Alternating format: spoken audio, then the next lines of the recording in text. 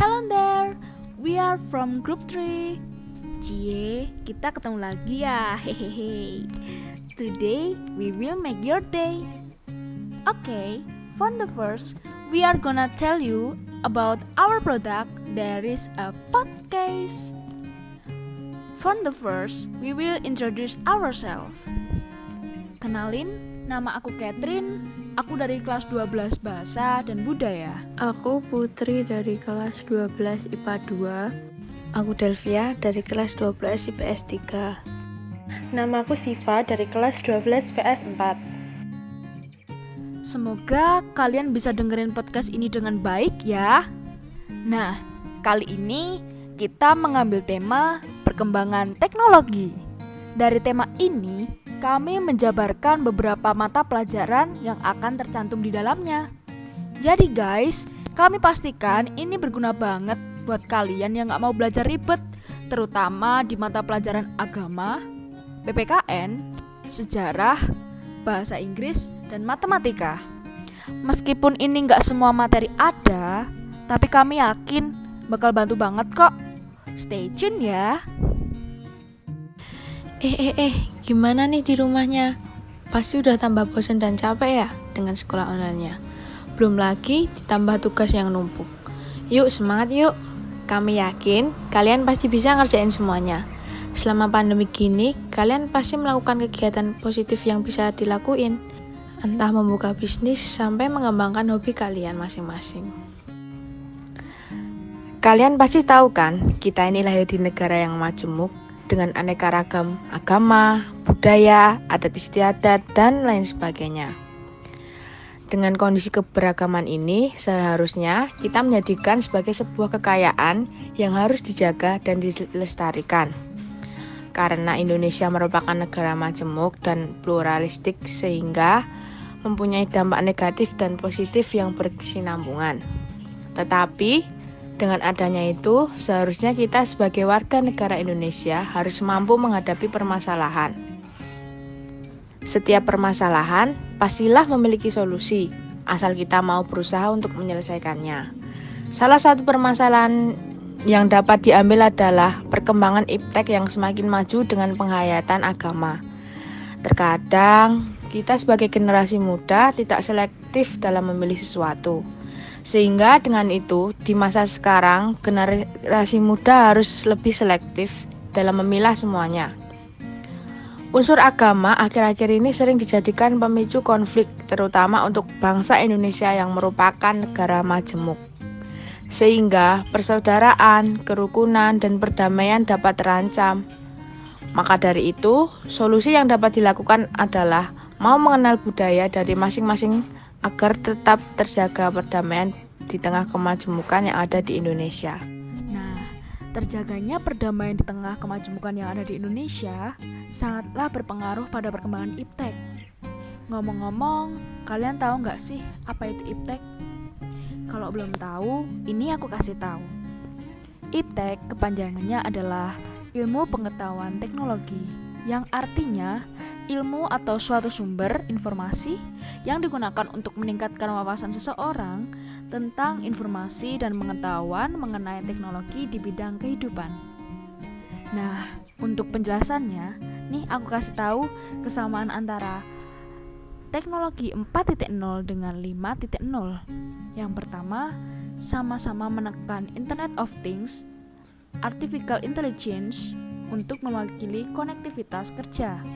Yang kedua, keduanya menekan untuk berkomunikasi dengan mesin. Yang ketiga, berguna untuk melakukan multitasking melalui berbagai jenis media.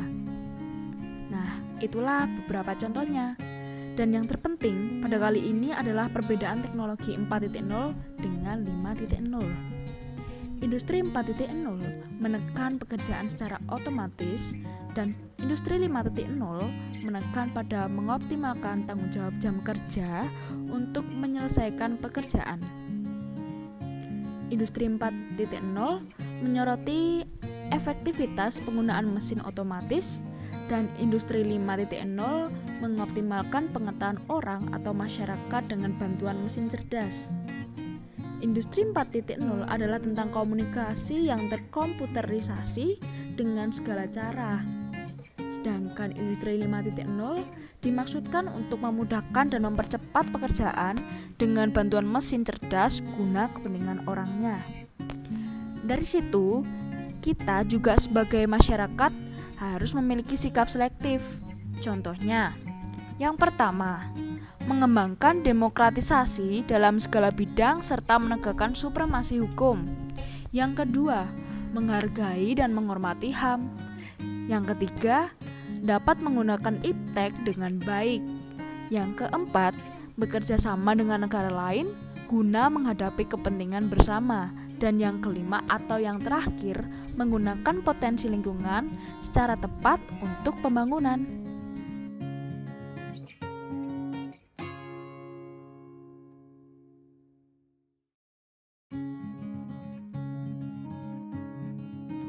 Di samping itu, dengan adanya perkembangan teknologi yang ada, mendorong seluruh bidang mulai dari ekonomi, sosial, budaya, dan banyak bidang lainnya untuk mengikuti arus berkembangnya teknologi ini. Untuk segi pertanian contohnya, kita dapat mengenal yang namanya revolusi hijau yang merupakan usaha untuk mengembangkan teknologi bidang pertanian agar terjadi peningkatan produktivitas dan hasil pada hal pangan. Karena hal ini didorong pada pertumbuhan angka penduduk yang harus diiringi pula dengan peningkatan pangan. Revolusi hijau lebih berfokus pada serealia atau dapat disebut tanaman biji-bijian seperti gandum, padi, jagung, dan banyak lagi lainnya. Pada revolusi hijau, pertanian yang tadinya bersifat tradisional akan diubah menjadi pertanian dengan sistem yang menggunakan teknologi terkini supaya bisa lebih optimal. Dari sini tentunya dapat diketahui bahwa tujuan revolusi hijau sebetulnya juga demi terpenuhinya industrialisasi ekonomi nasional.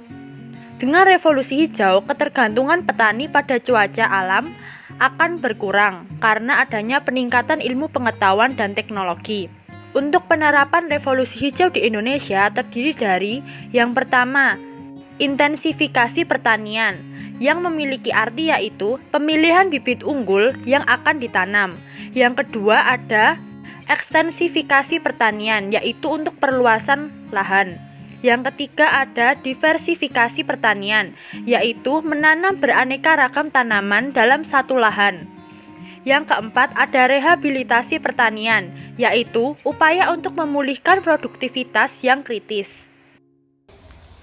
The next is English, and we are going to talk about pros and cons of new revolution. Every new revolution must have negative and positive sides, so let's discuss it. In this era, we feel that many things have changed. For example, food, fashion, technology, and anything more. From that, you know that we will get the impacts. It can be positive impacts and negative impacts. And we should know how to prepare ourselves so we can choose which is better for our lives. For the first, we will tell you about the pros of new technology or new evolution. First, healthcare improvements.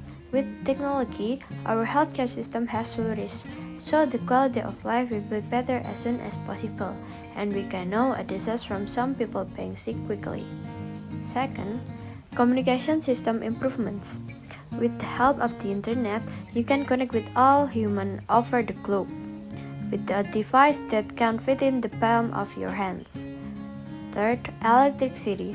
We have electricity and it helps us in a million different ways. It is not only safe for the campfires, it is pretty convenient from a renewable energy as well. Fourth, agricultural sector improvements. With the development of new environmental technology in the developing countries, agricultural machines have reduced the amount of physical work for farmer. Fifth, higher life expectancy. Various studies have shown that levels of income and technical progress influence the life expectancy of the global population quite significantly. With better healthcare system, easy access to information and technology, the lives of humans have become richer and better. While the cons are: first, pollution. Since the overall production and consumption levels have increased, the global pollution levels have also increased. For the example, since there are more industries now, there is a lot more smoke that is polluting the atmosphere as well. Second, destruction of habitat and extinction of species. While the cons are: 1. Pollution. Since the overall production and consumption level have increased, the global pollution levels have also increased. For example, since there are more industries now, there is a lot more smoke and that is polluting the atmosphere as well. Second, destruction of habitat and extinction of species.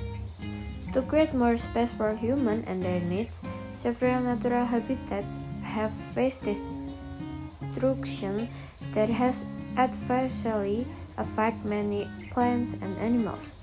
Large areas have been rendered unsuitable for animals due to the lack of technological improvement and technological advancements. Third, ozone layer depletion. Fourth, deforestation. There are some pros and cons of new technology. Hope you can get the value by that. And if you get the access to use internet, you can use it well and with your responsibility. Oke, next ya. Jadi kali ini aku bakal nunjukin salah satu diagram batang. Nah, diagram batangnya itu berisi tentang penggunaan internet dari tahun ke tahun melalui ponsel atau telepon genggam. Nah, untuk kali ini aku bakal ngasih tahu rata-rata selama 6 tahun dari mulai 2014 sampai 2019 dengan cara perhitungan semua total penggunaan per tahun dijumlahkan dan dibagi banyaknya tahun yang tahun itu 6, maka diperoleh 42,5%. Ya ampun, sudah lama banget ya kita ngobrolnya. Sudah sampai capek banget ini kita ngomongnya. Itu tadi ya presentasi kami mengenai podcast kami. Semoga isinya bisa kalian pahami dan ambil bagian-bagian yang penting dan berguna ya. Sampai ketemu lagi teman-teman.